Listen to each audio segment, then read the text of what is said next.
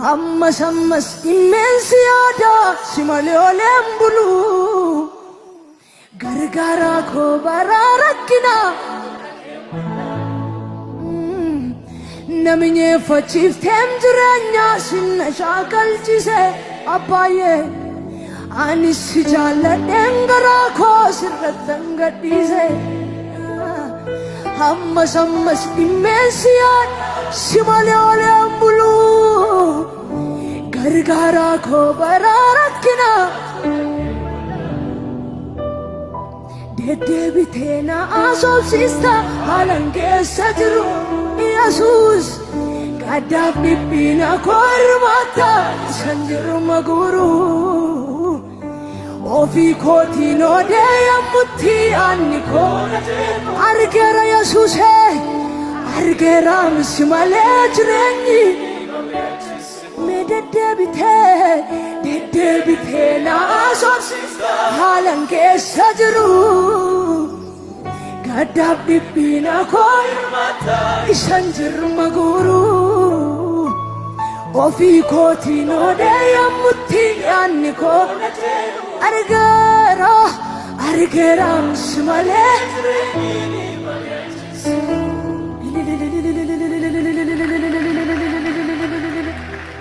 mee muuziqaa wajjin harka keenya walitti buufne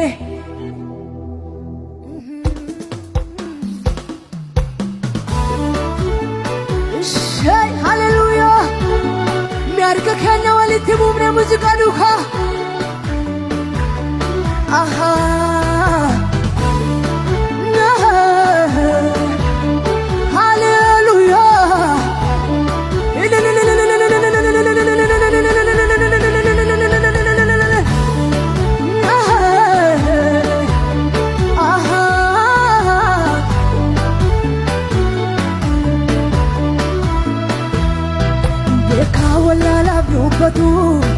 Jabaan addamaaf dhaabatu dhati gaariin akka keen jiraatu araaraan guutuu dhargi kee namaan guutuu amalli kee gooftaa injiru tolaan akka kee beekaa wallaalaaf dubbatu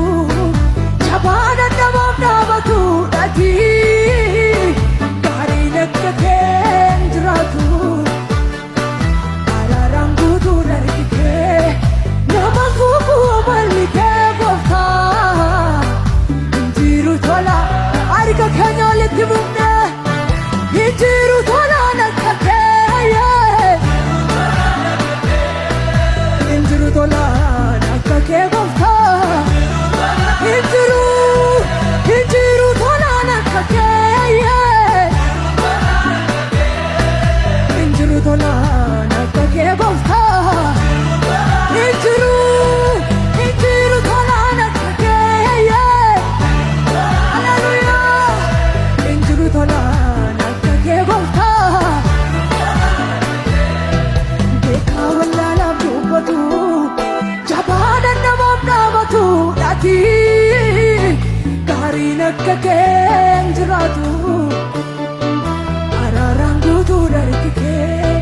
namaan guutuu amalli kee gooftaa injiru tolaan akka kee beekaa wallaalaaf dubbatu jabaan namaaf dhaabatu dhati gaariin akka keen jiraatu araaraan guutuu dhargi kee namaan guutuu amalli kee gooftaa injiru tolaan haleluuyaa injiru tolaan akka kee injiru tolaan akka kee gooftaa injiru tolaan akka kee injiru tolaan akka kee gooftaa injiru tolaan akka kee injiru tolaan akka kee jirma jiidhaamaatti rarraatee mul'istee jaalalaa haadhotaa dhaqaaloonni kan kee waaltu siin madaala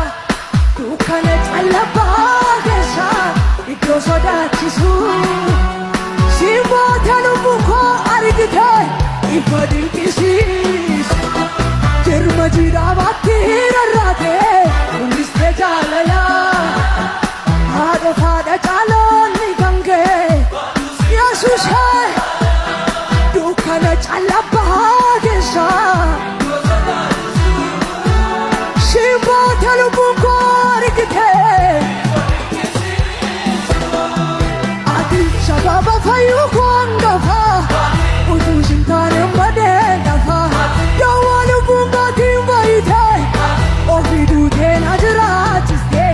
sababa fayyuu koon gafa utuu shin taanen badeen dhafa yawwaa lubbuun maatiin baay'ite ofiduu teena jiraachiste sababa fayyuu koon gafa utuu shin taanen badeen yawwaa lubbuun maatiin baay'ite ofiduu teena jiraachiste